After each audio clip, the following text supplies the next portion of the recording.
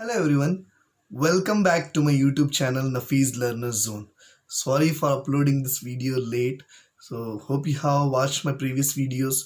The last video was on Ohm's law. We had studied about the relation between the current and the potential difference, and we had seen about resistance. So what is resistance? That we had studied in the previous video. This video we are going to learn about the resistance on the factors on which the resistance depends, and those factors mathematical relation will study. Then we will study about one more new physical entity in this video. So let us start. So first of all, on what factors does this resistance depends? In sense, we seen that resistance is the property of a material which opposes the current. It opposes the current. So suppose if in one direction the current is flowing, in the opposite direction there will be a force which opposes it, that is known as resistance. So on what factor does it depends? There are three major factors on which the resistance depends. What are those? One is length of the conductor, second is area of cross section, and the third is the nature of the material. So these three plays an important role in defining the resistance of a material. So let us understand deeply with the mathematical relation also. Suppose if this is a conductor, say this is the conductor, so how does the resistance of this conductor depends? You know, this is the length of this conductor. So based on this length the resistance depends. How? So resistance is directly proportional to the length of the conductor. In the sense, what do we say? If the length of the conductor increases, then the resistance also increases. So if this conductor is being increased its size, so if I take the double of this size, then the resistance of this conductor also doubles. That is a very important thing, very important question for the exam point of view. What are the factors on which the resistance of a conductor depends? You need to explain. So one is the length. So remember, the resistance is directly proportional to the length of the conductor. So if the length is going to increase, then the resistance also increases. In fact, exactly the question might be asked sometimes as what happens when the length of the conductor is doubled. Means if the length is L in the beginning and if you make it 2L, what happens to the resistance of the conductor? The resistance also get doubles, okay, because it is directly proportional. That you should remember. The second thing, the second factor on which the resistance of the conductor depends is the area of cross section, area. So you can see this is in circular shape. So in the circular shape you can take area of this. Area of cross section means area of circle. If somewhere in some problems, if you are supposed to find the area of the cross section here, you can use the formula to find area of the circle, because the radius of this will be given. So suppose if the radius of this pen is around 1 centimeter, then you can find the area of cross section by using the formula pi r square, right? That's the area of cross section. So what happens if the area of cross section increases? In general, we can say if the area of cross section increases means thickness, the thickness of this increases. So what if I take this conductor? So this, say suppose this is the conductor, this pen is the conductor, so this has less thickness compared to this, means the area of cross section of this is more than this. So which will be having more resistance here? So for your information, the resistance is inversely proportional to the area of cross section, means R proportional to 1 by A. So when there is inverse relation, then what happens? If the area of cross section increases, then the resistance decreases. If the area of cross section decreases, then the resistance increases. So it means if this conductor having less area compared to this, means this will be having more resistance. The one which is thinner will be having more resistance than one which is thick. If the wire thickness is more, then it means the resistance will be less. If the thickness of the wire is less, then the resistance will be more. So these are the two major factors on which the resistance of a conductor depends. Okay, apart from this, the resistance of the conductor also depends on nature of the material. So I mean, suppose if any wires what you are using in the domestic circuits or anywhere or whatever you are using, suppose the iron is a conductor, copper, silver, aluminum, what material you are using, so based on that material the resistance also changes. Okay, those are the factors on which the resistance depends. So from this mathematical relation what we got, R proportional to L and R proportional to 1 by A, we'll get one more relation. What is that? So that is, when just combine both the equation, what do we get? We get R proportional to L by A. Okay, R proportional to L by A. So we had discussed in the previous video, when there is proportionality in the equation, what has to be done to make it equal? Yes, you got it right.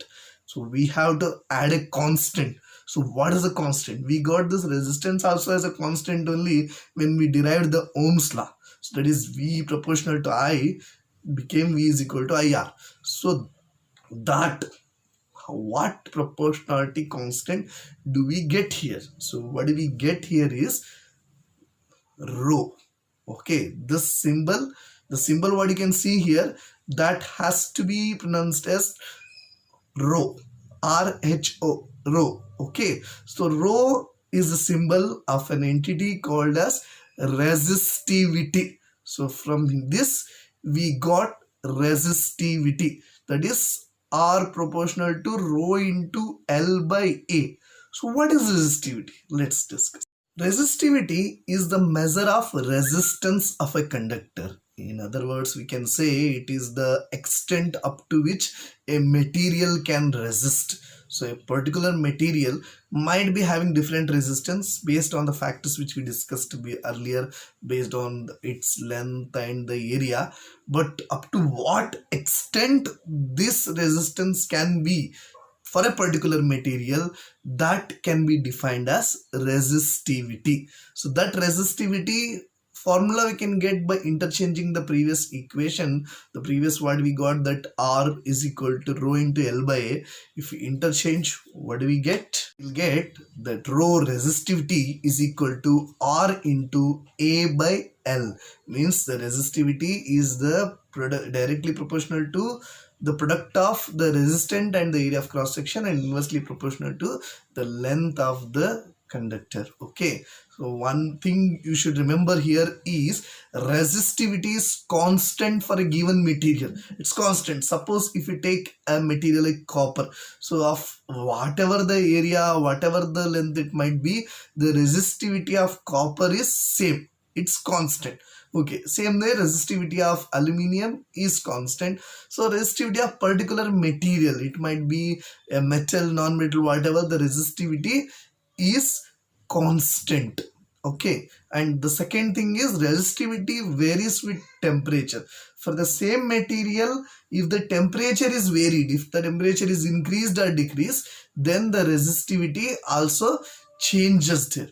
Okay, that's the one thing. The second thing you should know is which materials will be having the very high resistance and which will be having less resistivity. So resistivity, as you know that this is the opposite of opposite of the current, then what happens here is the resistivity is low in metals, high in non-metals. But we don't use non-metals for the purpose of this electricity because they are completely insulators. The electricity cannot be passed. But sometimes when we need more resistivity, we go for alloys. Alloys, probably in chemistry you had studied, and the next metals and non-metals future chapter of chemistry we will discuss detail about alloys. For present information, remember alloys are the homogeneous mixture of two or more metals or metal and non-metal. Suppose steel is an alloy, bronze is an alloy. So many alloys are there that we will discuss in metals and non-metals chapter. So here alloys will be having very high resistivity.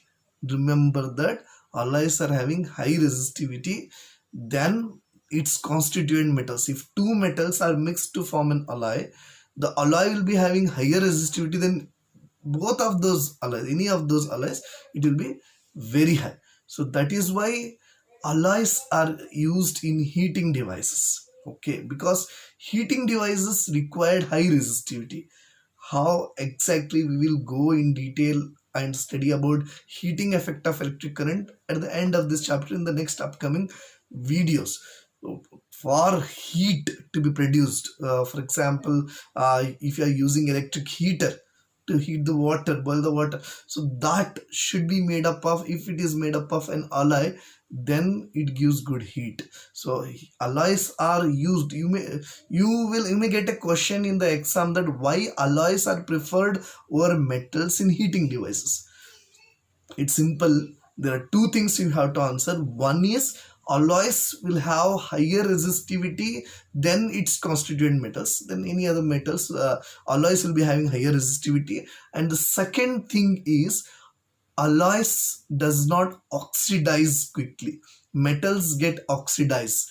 We discuss in chemistry about the oxidation of metals. In chemical reaction we had already learned about oxidation in detail about metals. If you're not getting this, what is oxidation of metal, you can go back to my second video on chemical reactions and equation part 2. So there you will get about oxidation of metals. Second and third video both you can watch, you will get corrosion and the oxidation of metals in that. Okay, so alloys get oxidized less, okay, slowly. Metals get oxidized very quickly, alloys does not get oxidized very quickly. And the second thing is resistivity is very high in that. That is why alloys are preferred over metals in heating devices. So regarding heat we discuss in the next video. And the next video we are going to learn about the system of resistors. So what we have studied about resistance, resistors, that resistors, how it is connected in the circuit, the different system we are going to discuss in the next video.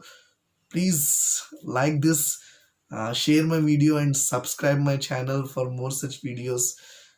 Thank you so much.